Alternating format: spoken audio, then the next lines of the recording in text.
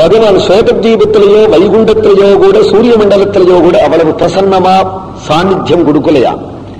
சாலக்கிராம சிலா சக்கரத்திலே அவ்வளவு பிரசன்னமாக சாநித்தியம் கொடுத்திருக்கார் அப்படிங்க. ஸ்வேதத்வீபே ந வைகுண்டே நாஸ்தியேவம் சூரிய மண்டலே சாலக்கிராம சிலா சக்கரே சுப்ரீதோ வசதி பிரபு. 108 திவ்ய தேசங்களிலே சாலக்கிராமம்னே ஒரு க்ஷேத்திரம் எடுக்கப்பட்டிருக்கு. சாலக்கிராமம் ஆவிர்பவிக்கிற க்ஷேத்திரம் சாலக்கிராமமானாலும் கூட நம்ம கிரகங்கள்ல பூஜை பண்ற சாலக்கிராமமே திவ்ய தேசத்து பெருமாள் அப்படிங்கும் பொழுது எல்லா மட்டங்களும் எல்லாமுமே திவ்ய தேசமா பேடம். ஏன்னா ஒரு திவ்ய தேசத்து பெருமாள் நம்ம இடத்துல இருக்காரு. அப்போ சாலக்கிராம மூர்த்தியா அந்த மகாத்மியத்தை நாம் சொல்லியிருக்கோம். மகாத்மியத்தை சொல்லும் பொழுது கங்கா அப்படின்னு சொன்னோமானால் என்ன பெருமைனார், விஷ்ணு பாதோத்பவா கங்கா, விஷ்ணுவனுடைய பாதத்திலேருந்து வந்ததுனால விஷ்ணு பாதோத்பவாங்கிறோம். ஹிமாலயத்திலேருந்து வரக்கூடிய நதிகள் பல, அதுல கண்டகின்னு ஒரு நதி. கண்டகி அப்படின்னு அதுக்கு எதனால பெயர் அப்படின்னு கேட்டால், பகவான் நரநாராயணன் பதரிகாசிரம வாசியான நரநாராயணன் தியானத்துல தபசு பயந்து உட்கார்ந்திருக்கும் பொழுது பகவானுடைய கன்னத்தில இருந்து வியர்த்து கீழே சொட்டித்தான். கண்டம்னா கன்னம், அந்த கன்னத்திலேருந்து வியர்த்து கீழே விழுந்ததுனாலே கண்டகின்னு பெயரு அந்த நதிக்கு. நதி தேவதைகள் உண்டு. கங்கைனா கங்கா தேவிங்கிறோம், அதுபோல கண்டகினா கண்டகி தேவிங்கிறோம், யமுனானா யமுனா நதிங்கிறோம். அந்த கண்டகி தேவிக்கு பகவானையே தன்னுடைய குழந்தையாக ஆக்கிக்கணும் அப்படின்னு ஒரு ஆசை வந்து தபசு பண்ணினாலாம். பகவான் பிரத்யட்சமானால், நீங்கள் எல்லாருக்கும் பெருமாளா இருக்க, எனக்கு குழந்தையாக ஆக்கணும் அப்படின்னா உடனே பகவான் சொன்னான், சந்தோஷம், நான் உனக்கு குழந்தையா ஆகிறேன்.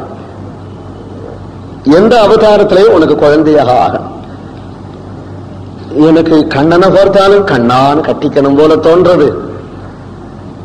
அந்த மகா உத்தமனான ராமனை பார்த்தாலும் ஐயோ இது மாதிரி புள்ள எனக்கு வேணுமே அப்படின்னு நீர் ராமனை பார்த்தாலும் தோன்றது. நீர் எந்த அவதாரம் பண்ணினாலும் அதுல எனக்கு புத்திரபாவம் உண்டாகிறது. அப்படி ஒரு பக்தையாம் அவள். அப்படியானா பகவான் சொன்னான், தேவகிக்கு கண்ணனாதான் அவதரிச்சேன், கௌசல்யக்கு ராமனாதான் அவதரிச்சேன், உனக்கு எல்லா அவதாரங்களும் உன்னிடத்துல உன் மடியில நான் உண்டாயிடுறேன் அப்படின்னு சொல்லிட்டு மத்ஸ்யமூர்த்தி, கூர்மமூர்த்தி, வராகமூர்த்தி, நரசிம்மமூர்த்தி, அது மட்டும் இல்ல கேசவ நாராயண மாதவ கோவிந்தன் துவாதசமூர்த்தி, வாசுதேவமூர்த்தி, சங்கர்ஷணமூர்த்தி, பிரத்யும்னமூர்த்தி, ராமன்லியே பாலராமமூர்த்தி, கல்யாண ராமமூர்த்தி, பட்டாபிராமமூர்த்தி, கிருஷ்ணன்லியே பாலகிருஷ்ணமூர்த்தி, சந்தான கோபாலமூர்த்தி, பகவான் துவாரகாதீசமூர்த்தி, நரசிம்மமூர்த்தி, லட்சுமி நரசிம்மன், லட்சுமி நாராயணன், லட்சுமி வராகன். சாலக்கிராமத்தில் எல்லா மூர்த்தங்களும் இருக்கு, அவ்வளவு அவதாரங்களும் இருக்கு. இவ்வளவு அந்த நதியில உண்டாருது, அந்த நதியிலேயே உண்டாருது, ஸ்வயம் வியக்தமா உண்டாருது. சாலக்கிராமத்துக்கு ஆகிருதி லட்சணம், ரேகா லட்சணம், சக்கர லட்சணம், பிரமாணம், வர்ணம், 5 லட்சணத்தால இது என்ன மூர்த்தின்னு கண்டுபிடிக்கலாம். அதுக்கு அனுபவமும் வேணும், பெரியோர்கள் காண்பிச்சு காண்பிச்ச அனுபவமும் வேணும், சாஸ்திர பிரமாணமும் தெரியணும். பாத்மாதி புராணங்கள்ல லட்சணங்கள் சொல்லியிருக்கிறதுனால அந்த பாத்மாதி புராணங்கள்ல சொல்லியிருக்கிற லட்சணத்தை கொண்டு அவளுக்கு குரு இது என்ன மூர்த்தின்னு காட்டியிருப்பாள் இல்லையா, அந்த அனுபவத்தை கொண்டும் அந்த மூர்த்திகள் சகஸ்திரமூர்த்தி, நமோஸ்தனந்தாய சகஸ்திரமூர்த்தையே, சகஸ்திரமூர்த்தி. அவன் சகஸ்திரமூர்த்தி கிருஷ்ணன்னாலேயே பலவேறு கிருஷ்ணன், ராமன்னாலேயே பலவேறு ராமன், இது இன்ன ராமன், ஷட்சக்கர ராமன், திரிசக்கர ராமன், பல ராமன் இருக்கு, பலவேறு ராமன். அதை பார்த்து பார்த்து அவ்வளவு மூர்த்தங்கள் எடுக்கலாம். இவ்வளவு மூர்த்தங்களும் பொதுவாக 12 சாலக்கிராமம் வச்சுட்டோமானா அதுக்கு ஒரு க்ஷேத்திரம் அப்படின்னு பெயர். பரம வைஷ்ணவர்கள் கிரகங்கள்ல வச்சுருப்பா. ஏக சாலக்கிராமம் சன்னியாசிதான் பூஜை பண்ணலாம், கிரகஸ்தாலாம் 2, 4 வச்சுக்கலாம். ஆலயங்கள்ல கைக்குள்ள அடக்கமான சாலக்கிராமம் தான் வீட்டுல வச்சுக்கலாம். கைக்கு மேல பெரிய சாலக்கிராமங்கள்லாம் மடங்கள்லயோ கோவில்கள்லயோ தான் வச்சுக்கலாம். அசுச்சியா சாலக்கிராமங்களை தொடக்கூடாது. ஏன்னா ஸ்வயம் வியக்தமான பகவானாகவே இருக்கிறதுனால அதுக்கு பலவேறு முறைகள் இருக்கு. ஒரு விளையாட்டு பொருள் இல்லை, அது பின்னமானா கூட தூக்கி எறிஞ்சிடக்கூடாது. பூஜை பண்றதுக்கு ஆத்திர உத்தரவு இல்லைன்னா பூஜை பண்ற சாதுக்களா பார்த்து அவளுக்கு கொடுத்து விடலாம்.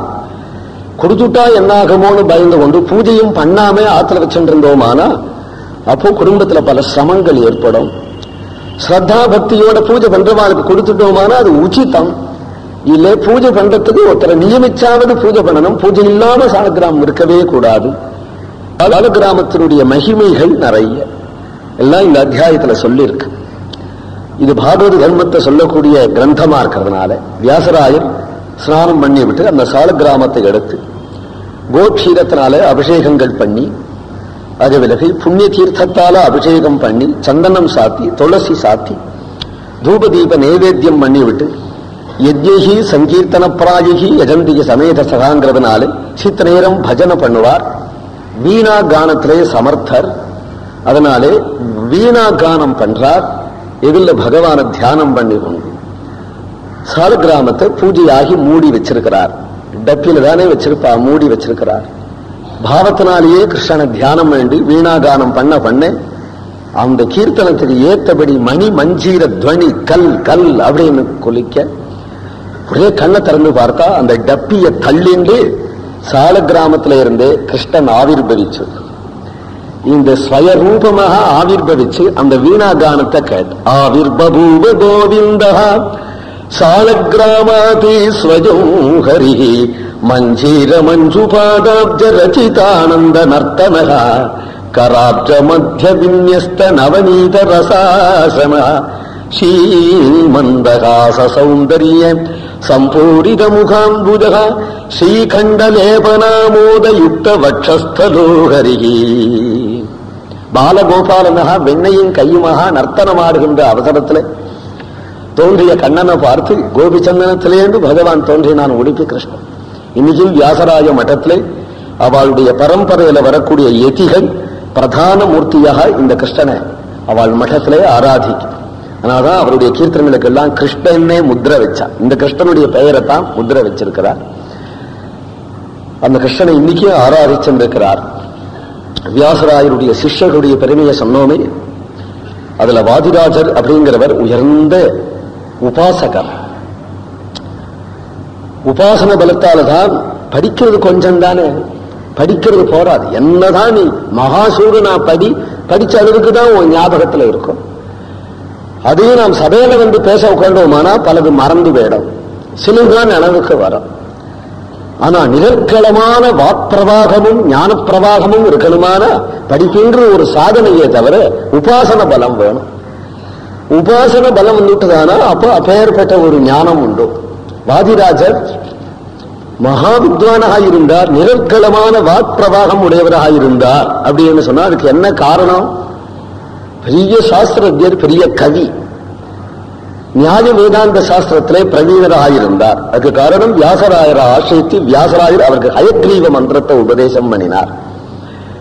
ஹயக்ரீவ மந்திரத்தை நித்தியோபவாசியாயிருந்து உபாசனை பண்ணுவரா. பகவானுடைய அவதாரங்களிலே ஹயக்ரீவன் ஒரு அவதாரம். பழைய காலத்திலே வேதத்தை ரட்சிப்பதற்காக குதிர ரூபத்தில் போய் பகவான் சோமகாசுரங்கிற அசுரனை வதம் பண்ணி விட்டு வேதத்தை மீட்டு வரார். மீட்டும் வந்து பிரம்மாவுக்கு கொடுக்கிறார் ஒரு கல்பத்துல. அதனாலே பரிமுகன் அப்படின்னும் ஆழ்வார்கள் பாடியிருக்கார். ஹயக்ரீவ உபாசனையால்தான் வேதாந்த தேசிகரே பெரிய வித்வானாக ஆனார். அதனால்தான் ஞானானந்த மயம் தேவம் நிர்மல ஸ்படிகாகதிம் ஆதாரம் சர்வ வித்யானாம் ஹயக்ரீவம் உபாஸ்மயே அப்படின்னு தொடங்கி ஹயக்ரீவ ஸ்தோத்திரம் பாடினார். பகவான் குதிரையும் முகமாக கூடிய பகவான்.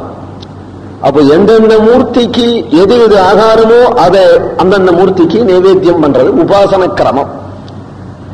இவருடைய உபாசன பலம் குதிரைகளுக்கு கொள்ளுதானே ஆகாரம். வெல்லமும் கொள்ளும் போட்டு ஒரு கூடையில வைத்துக் கொண்டு தலையில வைத்துக் கொண்டு உபாசனை பண்ணுவார், ஜபம் பண்ணுவார். ஹயக்ரீவ பகவான் ரெண்டு காலையும் இந்த வாதிராஜருடைய தோல்ல வச்சிருந்து குதிரை ரூபமா வந்து அதை சாப்பிடுவான். ஊடகேலோ மையல்ல தூளோ ஆடசாக்கேலோ ஸ்ரீகிருஷ்ண கிருபாலோ பாரோ மூராரே பாலக சௌரே. அவருடைய கீர்த்தனம், வாதிராஜருடைய கீர்த்தனம். சாப்பிட கூப்பிடுறார் பகவான், சாப்பிட கூப்பிடுறார். சாப்பிட கூப்பிட்ட வந்து ஹயக்ரீவன் வந்துட்டான்ங்கிறத சொல்றார். குதர வந்ததே செலுவ குதர வந்ததே, என்னுடைய செல்ல குதிரை வந்ததுங்கிறான். குதர வந்ததே, இந்த குதிரை எப்பேற்பட்டதுன்னா குதர வந்ததே வாதிராஜகே முக்தி ஞான பகுதி குதர கொடுவே பக்தி கொடுவே குதர வந்ததே பாலிசி வேதவே தந்த குதரி வேதிசி கலர காவேம் குதரி சுவாதி ಎಲ್ಲ ನಿಂದ ಕುದರಿ ವಾದಿರಾಜರಿ ಕೊಳಿದ ಕುದರಿ ಹಲ್ಲಣವಿಲ್ಲದೆ ನಿಲ್ಲದು ಕುದರಿ ವಲ್ಲದು ಕಡಿವಾಣ ಕುದರಿ ಕಡಲ ಮೆಲ್ಲವ ಮೆಲ್ಲವ ಕುದರಿ ಚಲುವ ಹಯವದನೆಂಬೋ ಕುದರಿ. இவருடைய கீர்த்தங்கள் எல்லாத்துலயும் ஹயவதனைங்கிற முத்திரை வைப்பு, ஹயக்ரீவன்கிறதுக்காக ஹயவதனைங்கிற முத்திரை வைப்பு. கடலையே மென்னு சாப்பிடுற குதிரை வந்ததே அப்படிங்கிறார். தேசிகர் சரித்திரத்துல இது மாதிரி ஒரு வைபவம் உண்டு.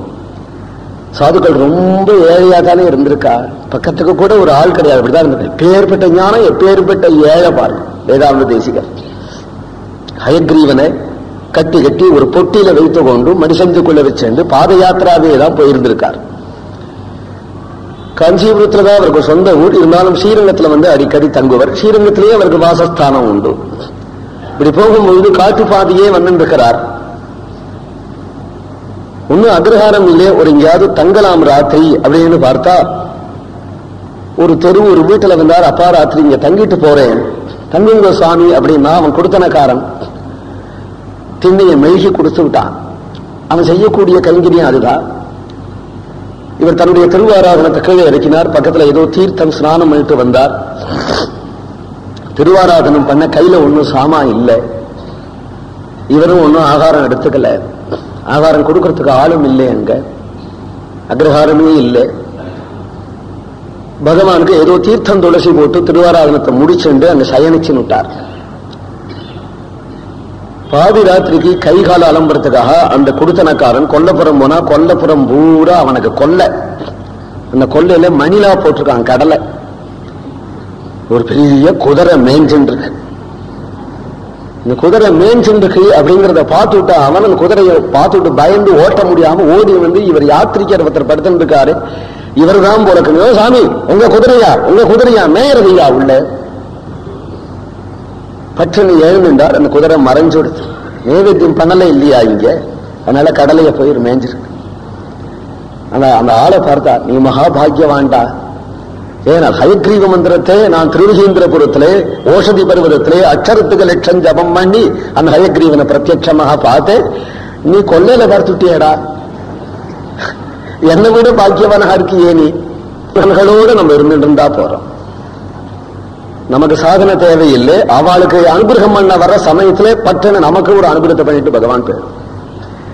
நாம் தபசு பண்ண வேண்டிய அவசியம் இல்லை. மகத் சங்கத்துக்கு அவளுக்கு பெருமை இருக்கு. சித்த நேரம் திண்ணையில படுத்துன்றதுக்கா அவனுக்கு அப்பேற்பட்ட ஒரு அனுகிரகம். அவன் காலமே குதிரை கடிச்ச இடத்தெல்லாம் போய் பார்த்து சரி பண்ணலாம்ட்டு 4 கடலைய புடுங்கி எல்லாத்தையும் தின்னு கொடுத்தா இருக்கான்னு பார்த்தா அந்த கடையெல்லாம் தங்க கடலையா இருந்ததா. குதிரை வாய் வச்ச இடம். இவர் மனுஷன் எடுத்துன்னு புறப்பட்டுட்டார் ஒரு பல்லாங்க. அங்கேயிருந்து ஓடி சாமி சாமி பாக்கி தோட்டங்கள்லாம் உங்க குதிரையை விட்டு மேய்ங்க சாமி, உங்க குதிரையை விட்டு மேய விடுங்க.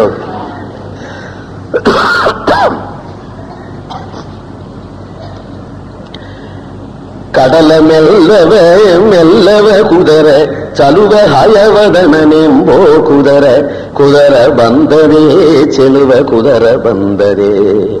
ಸಂಸ್ಕೃತ